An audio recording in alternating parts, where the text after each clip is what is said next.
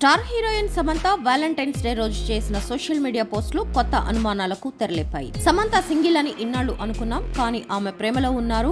ఆమె తన ప్రేమను చెప్పడం కోసం కొన్ని ఫోటోలు షేర్ చేశారు అనే ప్రచారం జోరుగా సాగుతోంది. ఆమె ప్రేమలో ఉన్నారా లేదా అన్నది అయితే ఎవరికి తెలియడం లేదు. కాకపోతే నేషనల్ మీడియా మాత్రం సమంత డేటింగ్ రూమర్లు గురించి రాస్తూనే ఉంటుంది. సమంత నాగ చైతన్యల ప్రేమ బంధం ఎన్నో రోజులు కొనసాగలేదు. పరస్పర అంగీకారంతోనే విడిపోతున్నామంటూ సమంత నాగ చైతన్య విడాకుల విషయాన్ని బహిరంగంగానే ప్రకటించారు.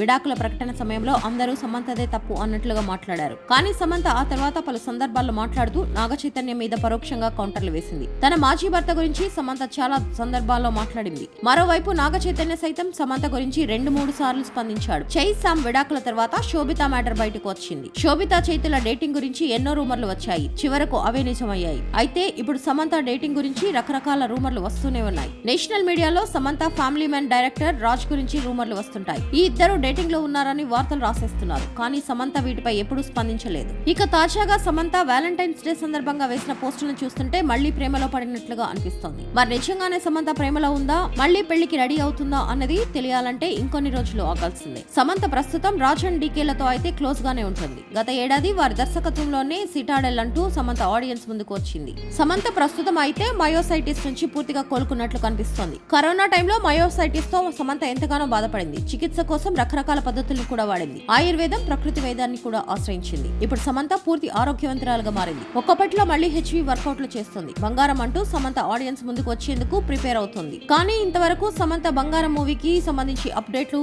మళ్లీ రాలేదన్న సంగతి తెలిసిందే.